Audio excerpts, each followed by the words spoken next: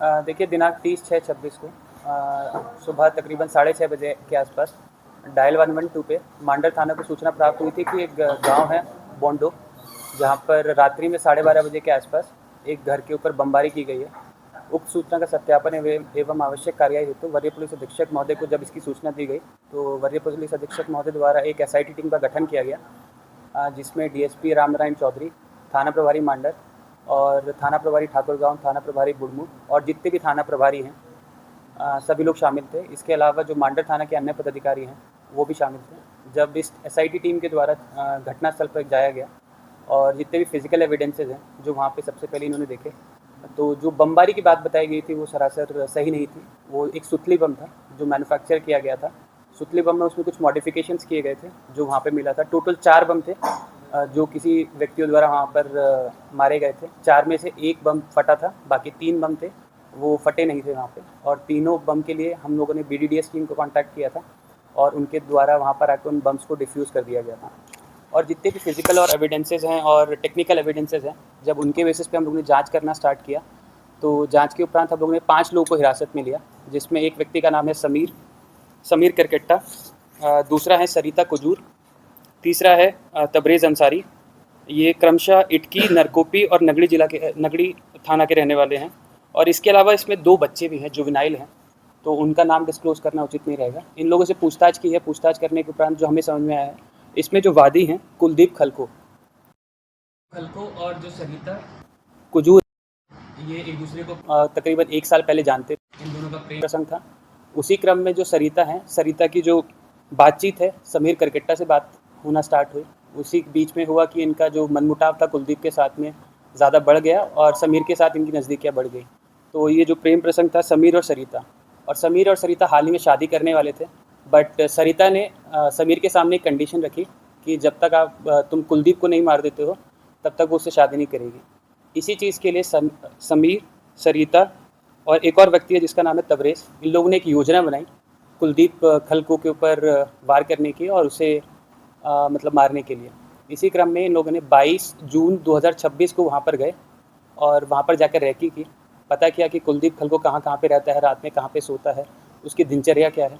ये लोगों ने फिर 26 जून को दोबारा वहाँ पर गए और पता किया कि किस तरीके से लोग बमबारी की घटना को अंजाम देंगे।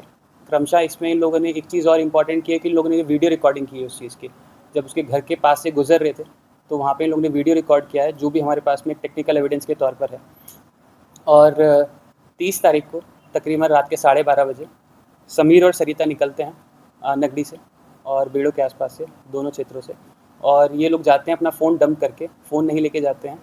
कुलदीप खलको के जो घर है उसके पास में पहुँचते हैं और पहुँचने के बाद वहाँ पे उतरते हैं। उतरने के बाद जो सरिता है उसके पास में बैग रहता है जिसमें 4 बम थे और जो समीर रहता है, समीर एक एक बम निकालता है और वहाँ पे उसके घर के ऊपर मारना स्टार्ट कर देता है। उसमें सबसे पहला जो बम रहता है वो फट जाता है। उसके अलावा जितने 3 बम मारे गए वहाँ पर वो 3 बम नहीं फटते। इसमें फॉर्चुनेटली उस दिन कुलदीप खलको उस घर में नहीं सोए हुए थे, तो वहाँ पर किसी भी व्यक्ति को ऐसा कुछ इंजरी होने के चांसेस नहीं थे या फिर वहाँ पे किसी को इंजरी नहीं हुई है। इसमें जो जब्ती हम लोग के द्वारा बनाया गया है 2 मोबाइल, जो एक समीर का है एक सरिता का है।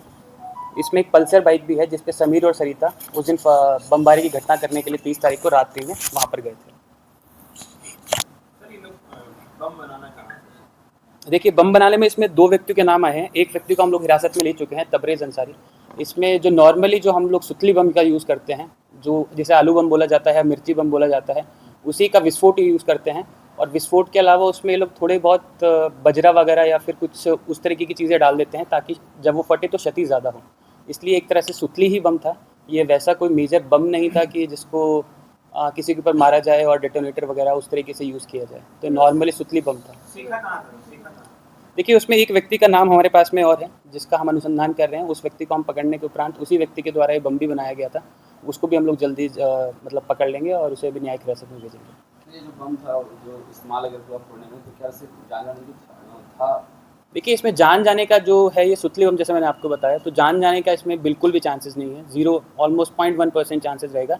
बट डेफिनेटली आपको इंजरीज़ के दे सकता है। सिंपल इंजरी अगर कही जाए तो सिंपल इंजरीज़ आपको एक बार को हो सकती है। इस बम को मतलब मारने के लिए ही? जी हाँ, इन लोग का पर्पस वही था कि तकरीबन इनके पास में 4 बम है, तो 4 बम एक ही जगह पे फोड़ेंगे तो चांसेस हैं कि जो कुलदीप है उसको इंजरीज थोड़ी ग्रीवियस होंगी, और वो अगर ग्रीवियस इंजरीज होंगी तो मतलब वो मर भी सकता है उसके इन हिसाब से। लोगों में से किसी में भी किसी का आपराधिक इतिहास? नहीं, इसमें से किसी भी व्यक्ति का आपराधिक इतिहास नहीं है। ये एक षड्यंत्र था जो इन 4 या 5 लोग के द्वारा रचा गया था। एक व्यक्ति और है, टोटल 6 लोग इन्वॉल्व थे इस पूरे केस में। 5 की गिरफ्तारी हम कर चुके हैं और एक व्यक्ति को भी हम जल्द गिरफ्तार कर लेंगे। कुल मिलाकर के यही है कि प्रेम प्रचंड में जी जी जी ये खलकों को रास्ते से हटाना चाहिए। जी जी जी कुलदीप खलको को हटा। से दोनों 3 लोग हैं, एक लड़की 2 लड़का। हाँ, ये कैसे ये ट्रायंगल बना?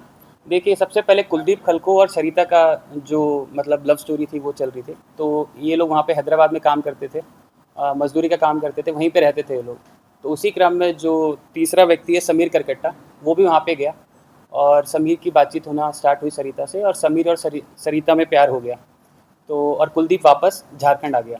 तो इसी क्रम में फिर जो सरिता और कुलदीप है, इन लोग के बीच में थोड़ा बहसा बहसी होती थी। कुलदीप हमेशा सरिता को बोलता था कि अगर शादी करना है तो हमसे ही करो, और सरिता का जो प्यार था और लगाव था वो इसके समीर की तरफ था। तो इसी बीच में समीर और कुलदीप के बीच में भी काफ़ी मतलब बहसा बहसी हुई थी। उसी क्रम में इन तीनों के बीच में क्लब ट्रायंगल स्टैब्लिश हुआ था।